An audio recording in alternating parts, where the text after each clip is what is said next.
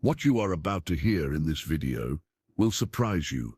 Some of the most famous people who did not believe in God had shocking things to say before they died. Their final words might change the way you think about life, death, and faith. But before we get into that, make sure you subscribe to this channel. By doing so, you help us share important messages with more people.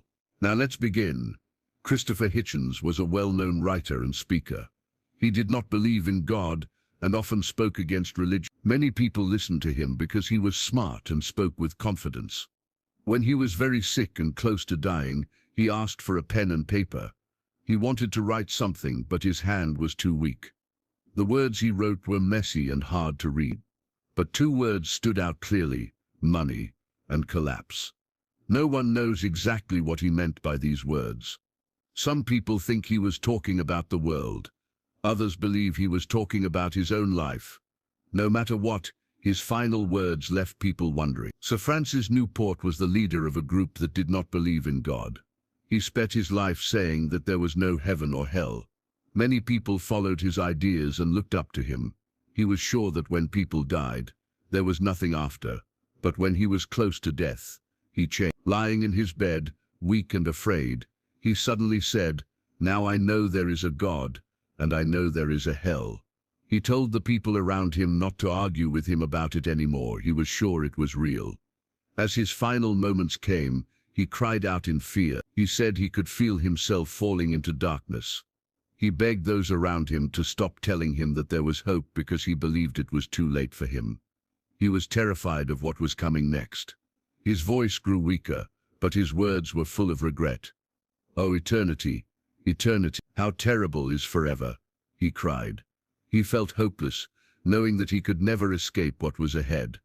Those who saw him die were shaken by his fear. He had spent his life saying there was no God, but at the end he was certain he had been wrong. Charles II was the King of France. During his rule, a terrible event happened: the St. Bartholomew's Massacre. Thousands of people were killed because of their religion. Many say Charles was pressured by his mother to allow it. He was young and easily influenced, but the decision would haunt him for the rest of his life. As the years passed, Charles could not forget what had happened. The screams of the people stayed in his mind. He knew that many innocent men, women, and even children had died. The guilt became too much for him to bear. When he became very sick and close to death, he started having visions. He would wake up in terror, saying that he could see the people he had ordered to be killed. He said they were covered in blood and looking at him with sorrow. "Even when I sleep, I see them. They will not leave me," he cried. His doctors and servants tried to calm him, but nothing helped. The images of the massacre were burned into his mind. He wished he could go back and change what he had done, but it was too late. As he lay dying, his fear grew worse. "Oh, what have I done? I am lost forever," he moaned. He knew that his time was up and that he could not escape the weight of his action. When he finally passed away, those around him were shaken. His final moments were not peaceful. They were filled with regret, fear, and the ghosts of the past. His story serves as a reminder that guilt can follow someone even to their very last breath. Anton LaVey was the founder of the Church of Satan. He spent his life teaching that people should follow their own desires instead of believing in God. He wrote books about Satanism and had many followers who saw him as a strong and fearless leader. He often mocked religion and said that there was no heaven or hell. But when he was close to death, something unexpected happened. The man who had always spoken with confidence now seemed unsure. As he lay on his deathbed, he looked around the room with fear in his eyes. Those who were with him said that his expression changed completely. Then, in a weak and trembling voice, he said, "Oh no, what have I done? There is something very wrong." His words shocked everyone around him.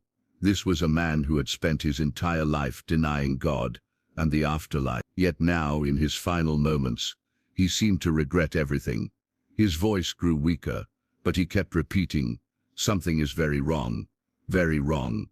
It was as if he had realized too late that he had made a terrible mistake.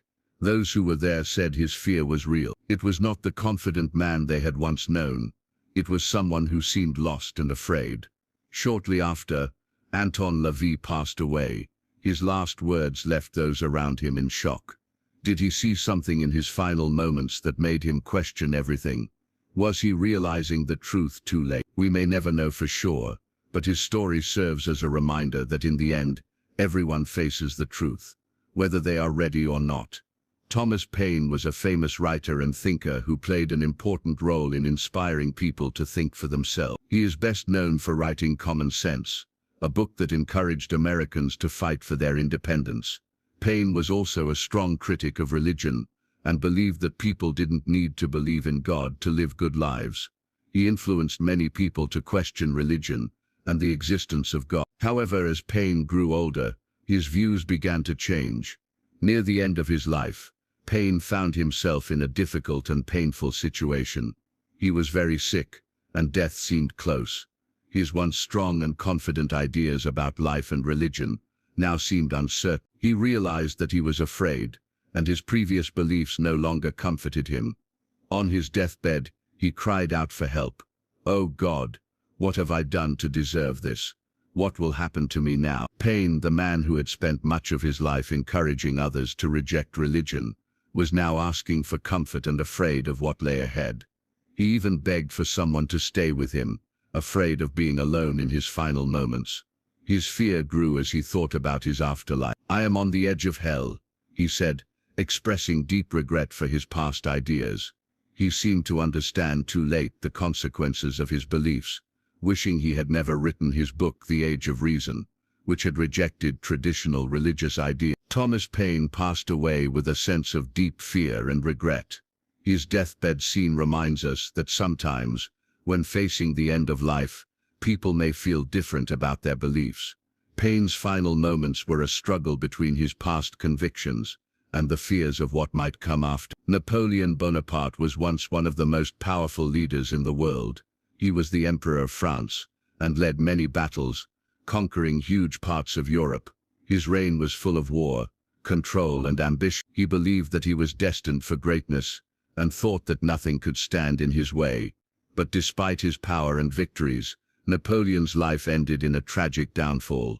After losing a major battle, he was sent to a small island far away from France, where he would live out his last day. As Napoleon's health started to fail, he began to think about the life he had led.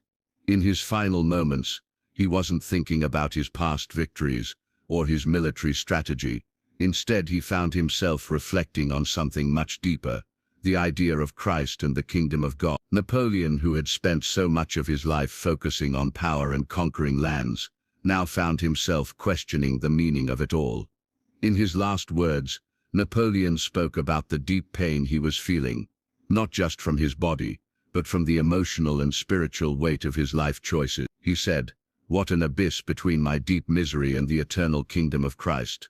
These words showed his realization that in the end, his earthly power meant little compared to the spiritual world he now faced. As he lay on his deathbed, Napoleon seemed to recognize the emptiness of his life of war and ambition. He had spent his days trying to control the world, but now, with death approaching, he saw how small and fleeting it all was. His final moments were filled with regret and contemplation, and he realized that even a ruler like him could not escape the greater forces of life and death.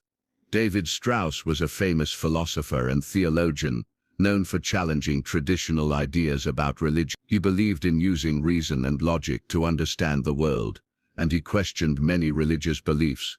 Strauss thought that faith in God should be examined carefully, and he encouraged people to look at religion from a more rational point of view. His work greatly influenced how people thought about Christianity and the Bible.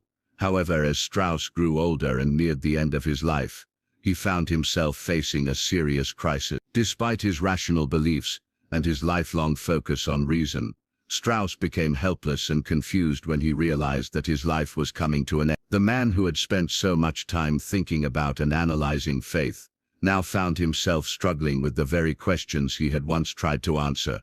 On his deathbed, Strauss was filled with uncertainty. He said, "My philosophy leaves me utterly forlorn." It was clear that despite all his intellectual work, he now felt lost and alone. The questions he had studied his whole life about religion, the soul, and the afterlife now seemed to have no answers that could comfort him in his final moment. Strauss's last words showed how even the most logical thinkers can feel helpless when faced with the unknown. No amount of reasoning or philosophy could give him the peace he had once sought. His final moments remind us that sometimes, when facing death, people may feel doubt and fear, no matter how strong their beliefs were during their lives. Thomas Hobbes was a well-known philosopher who spent a lot of his life thinking about people, power, and society. He is famous for his work on politics and human nature, where he argued that people are naturally selfish and need a strong government to keep order. When it came to religion, Hobbes believed that reason and logic should guide our understanding of the world, rather than blind faith. He thought that God existed, but he also saw religion as something that could be used by people to control others. As Hobbes grew older and faced his own death, he started to think about the unknown. Despite his strong ideas about society and human behavior, he was just like anyone else when it came to facing his final moments. On his deathbed, Hobbes spoke about the fear of what happens after life. His last words were simple but deep.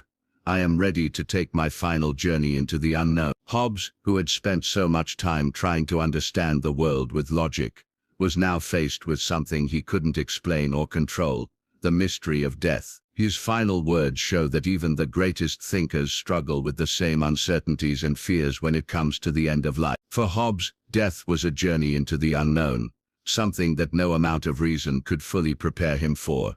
Karl Marx was a famous philosopher and economist who is best known for developing the idea of communism. He believed that society was divided into classes, with the rich controlling everything, and the poor suffering. Marx was very critical of religion, seeing it as something that distracted people from dealing with real problems like inequality. He thought that people used religion as a way to feel better about their lives, even though it didn't change their situation. When Marx was nearing the end of his life, he was very aware that death was coming for him. However, unlike many others, he didn't see the need for some grand or dramatic last words. Marx had always believed that life was about action and struggle, not about spiritual answers. So, when he was on his deathbed, his final words were a bit surprising. He said, "Last words are for fools who haven't said enough."